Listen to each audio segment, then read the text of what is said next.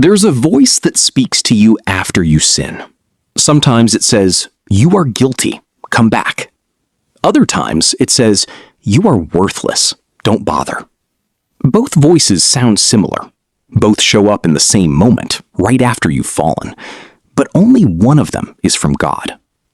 Today, we're going to learn how to tell the difference between conviction and condemnation. Because if you get this confused, it can cost you your walk with God.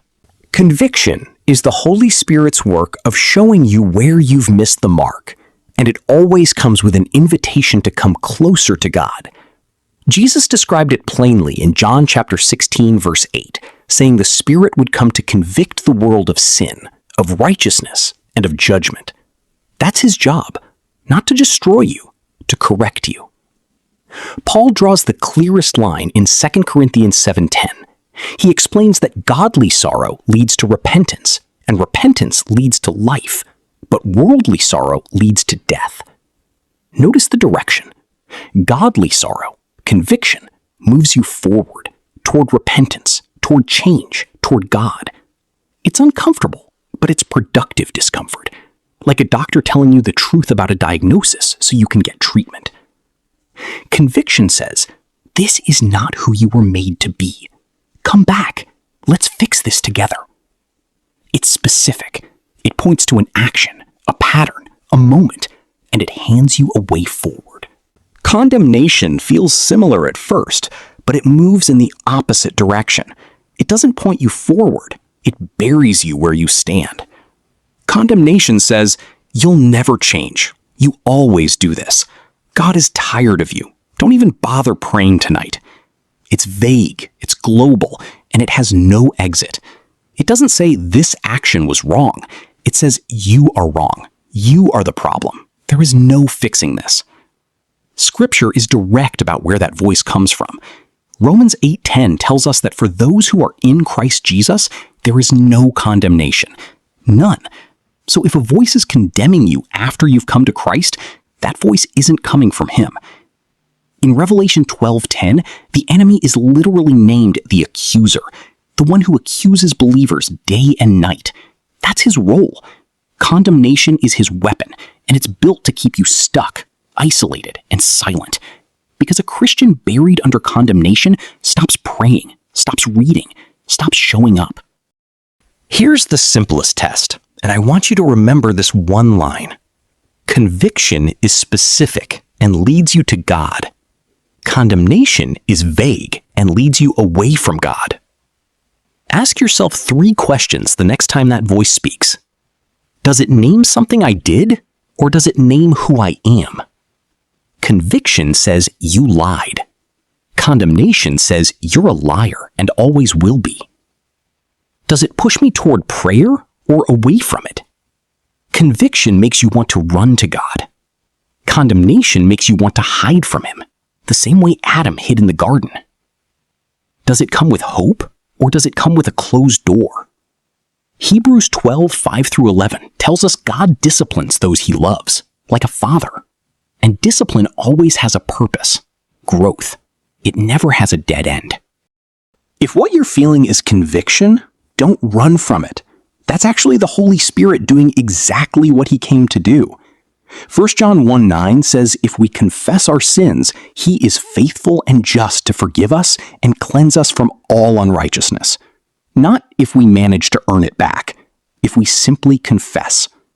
So bring the specific thing to him, by name. Not "God, forgive me for everything," but "God, forgive me for this." Confession that's specific matches conviction that's specific, and it closes the loop instead of leaving it open for the accuser to reopen later. And if what you're hearing is condemnation, the vague, hopeless, identity-level accusation, you don't confess that. You refuse it. You say what Romans 8:1 already says over you.